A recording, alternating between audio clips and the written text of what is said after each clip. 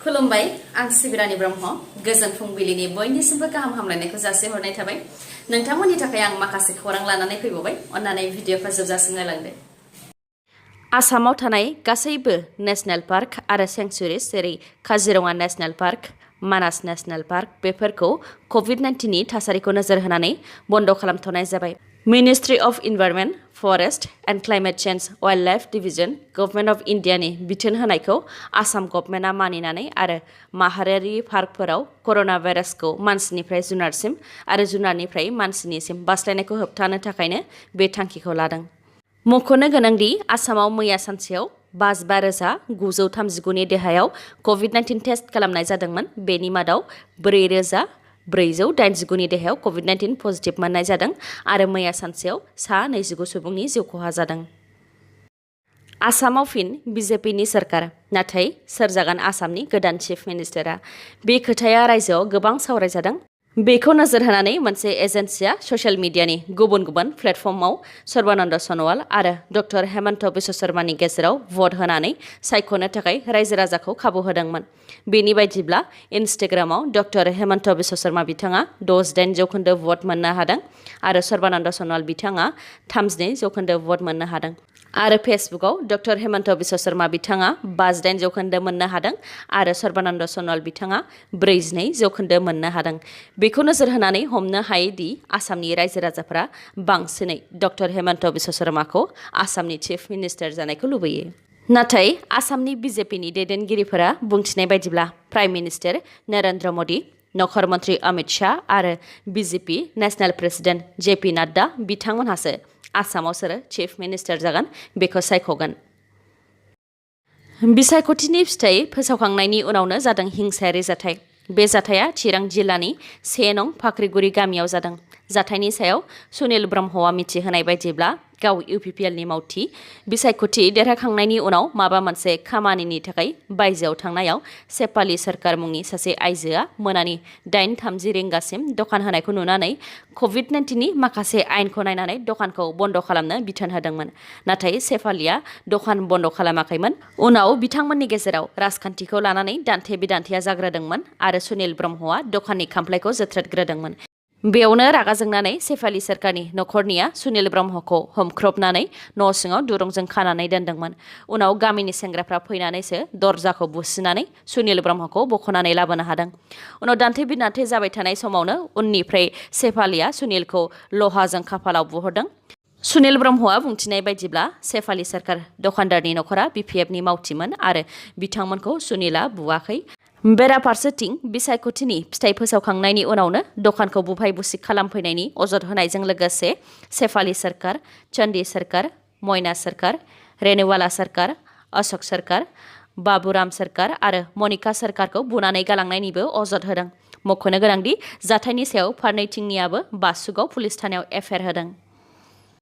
आसाम प्रदेश कंग्रेस कमिटिनि आफादगिरि रिपन बरा बिथांनि बिबान एंगारनाय लाइजामखौ नेवसिगारदों आसाम प्रदेश कंग्रेस कमिटिया मख'नो गोनांदि बिसायख'थियाव जेनखांनायनि उनावनो रिपन बरा बिथाङा आफादगिरिनि बिबान एंगारनायनि लाइजामखौ नेशनेल कंग्रेस प्रेसिडेन्ट सनिया गान्धी बिथांनो हरदोंमोन नाथाय बिथांनि लाइजामखौ नेवसिगारदों आसाम प्रदेश कंग्रेस कमिटिया आरो बिथां रिपन बराखौनो आसाम प्रदेश कंग्रेस कमिटिनि आफादगिरि थानो थाखाय खावलायदों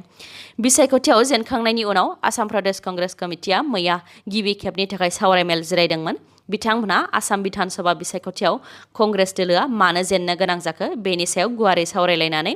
माखासे खोथा बुंथिदों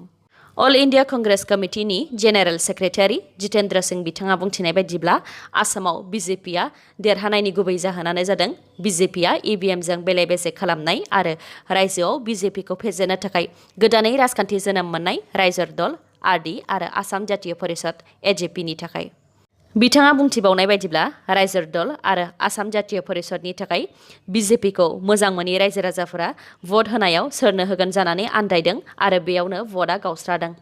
BJPखौ फेजेननो जोनोम मोननाय राजखान्थि हान्जा रायजो दल आरो आसाम जातीय परिषदआ BJPनिनो मोजां खालामनानै होदों होननानैबो बुंथिदों बिथां जितेन्द्र सिंहआ लोगोसे बिथाङा बुंथिबावदों दि बिसायख'थिनि सिगां सिगां कंग्रेसजों आखाइ हमलायनो थाखाय रायजो दल आरो आसाम जातीय परिषदखौ गोबां खेब खावलायदोंमोन नाथाय बिथांमोनहा आखाइ हमफैयाखैमोन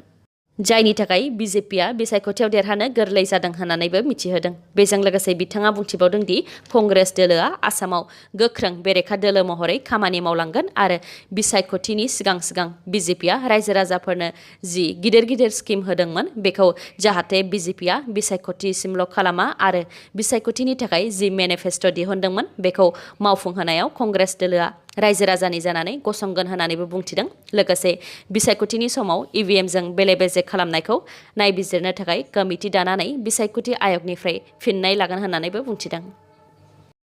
आइपिएलआव सानै गेलेगिरिनि देहायाव कभिड-19 पजिटिभ मोननाय जादों। कलकाता नाइट राइडार्स टीमनि सानै गेलेगिरिनि देहायाव कभिड-19 पजिटिभ मोननाय जादों, जायनि थाखाय मैया मोनायाव अदेबानि समबारनि मोनायाव आइपिएलआव कलकाता नाइट राइडार्स टीम आरो रयेल चेलेन्जार्स बेंगालुरु टीमनि गेजेराव जानो गोनां क्रिकेट गेलेनायखौ दोनथ'नो गोनां जादों। गुवाहाटी इउनिभार्सिटिया मोनसे गोदान नटिस फोसावदों। गुवाहाटी इउनिभार्सिटिनि सिङाव थानाय गासैबो कलेज आरो इनस्टिट्युटफोरनि माखासे क्लासफोरा मेनि गिबि सप्तानिफ्रायनो जागायजेनगोन। कलेज आरो इनस्टिट्युटआ बबे जायगायाव दङ बेनि कभिड-19 थासारिखौ नोजोर होनानै अनलाइन आरो अफलाइन मडआव क्लासआ जागोन। क्लासफोरा जाहैबाय सेथियाव पोस्ट ग्रेजुएटनि सेकेन्ड आरो फर्थ सेमिस्टार, नैथियाव दङ एलएलएमनि फार्स्ट आरो थार्ड सेमिस्टार, थामथियाव दङ बिए एलएलबिनि सेकेन्ड, फोर्थ, सिक्स्थ, 8 आरो 10 सेमिस्टार,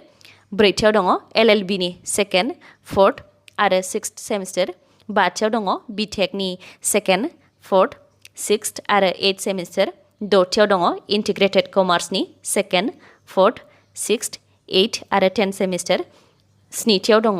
आन्डार ग्रेजुएटनि सेकेन्ड, फोर्थ आरो सिक्स्थ सेमिस्टार। बेफोर गासैनिबो क्लासआ मेनि गिबि सप्तानिफ्रायनो अनलाइन आरो अफलाइन मोन्नैबो मडआव जागायफिनसिगोन। बेनि अनगायैबो मोनसे मिथिहोनाय एसएसएलसि आरो एचएस फाइनाल इयार आनजाद होग्रा फरायसाफोरनिसिम आनजादखौ लानानै दासिमबो जेबो गोदान खौरां मोननाय जाथ'वाखै। सोनाब बेंगलाव जारिमिन सोरजिदों चन्दना बाउरी बिथाङा। आसामजों लोगोसे गासै मोनबा रायजोआव 2 मेआव बिधान सभा बिसायख'थिनि भट साननाया जादोंमोन। सोनाब बेंगलनि बिजेपिनि बिजाथि चन्दना बाउरी बिथाङा टिएमसिनि बिजाथि सन्तोष कुमार मण्डलखौ फेजेननो हानानै दासान्दि ससियेल मिडियाफोराव गोबां सावरायजानाय जादों। मख'नो गोनांदि बिजेपिनि बिजाथि चन्दना बाउरी बिथाङा सासे दिन हाजिरा मावनानै जाग्रानि बिसि। नखराव बिथांमोनहा खुनुरुखुमैसो सोलियो। गुबुन बिजाथिफोर बायदि लाख लाख रां गैयालासे टिएमसिनि बिजाथि सन्तोष कुमार मण्डल बिथांखौ 4,000निबो बांसिन भटजों फेजेननो हानायाव ओनसोल नाङैनो बिजेपिनि बिजाथि चन्दना बाउरीखौ गोबां मान होदों। बिसायख'थिनि सिगां बिजाथिया एसेट एबा बेसेबां सम्पति दङ, इनकाम बेफोरनि सायाव एफिडेभिट जमा होनो गोनां जायो। बेयाव बिथाङा 31,985 रांनि एसेट देखायदोंमोन। मख'नो गोनांदि बिथाङा सोनाब बेंगलनि सालतरा बियाबनिफ्राय बिसायख'थिखौ गेलेदोंमोन। बिसायख'थिनि फिथाइ फोसावखांनायनि उनावबो सोनाब बेंगलाव हिंसायारि जाथाय। बिसायख'थिनि फिथाइ फोसावखांनायनि उनावनो नन्दीग्राम बियाबाव बिजेपिनि मावख'खौ बुफाय बुसि खालामनानै अर सावनानै होदों। मख'नो गोनांदि नन्दीग्राम बियाबाव टिएमसिनि दैदेनगिरि अदेबानि सोनाब बेंगलनि चिफ मिनिस्टार ममता बेनार्जी बिथाङा बिजेपिनि आखायाव जेननो गोनां जादोंमोन। बेनि उनावनो बे हिंसायारि जाथायखौ मावदों होननानै बिजेपिनि मददगिरिफोरा सन्देह खालामदों। बेनि अनगायैबो बिसायख'थिनि फिथाइ फोसावनायनि उनाव 24 घन्टा जास्लाबियावनो सोनाब बेंगलनि बिजेपिनि सा 6 मावथिफोरखौ टिएमसिनि मावथिया बुथारदों होननानै अजद होदों सोनाब बेंगलनि बिजेपिनि दैदेनगिरि दिलीप घोषआ। सा 6 बिजेपिनि मावथिफोरखौ बुथारनायनि अनगायैबो 100निबो बांसिन बिजेपिनि अफिस आरो बिजेपिनि मावथिफोरनि न'फोरखौ बुफाय बुसि खालामनानै होदों। मख'नो गोनांदि सोनाब बेंगलाव गासै मोन 292 बियाब दङ। बेनि मादाव टिएमसिआ 213 बियाबाव देरहासारनो हादों, बिजेपिआ मोन 77 बियाबाव देरहासारनो हादों आरो गुबुना मोन 2 बियाबाव देरहासारनो हादों। हादराव कभिड-19नि गोसारनायजों आंखालाव गोग्लैनायखौ नोजोर होनानै जौसिन बिजिरसालि सुप्रिम कर्टआव हियारिं जादोंमोन आरो भारतआव आंखाल जानायखौ नोजोर होनानै सुप्रिम कर्टआ मिरु आरो रायजो सोरखारखौ लकडाउन होनो थाखाय बोसोन होदों।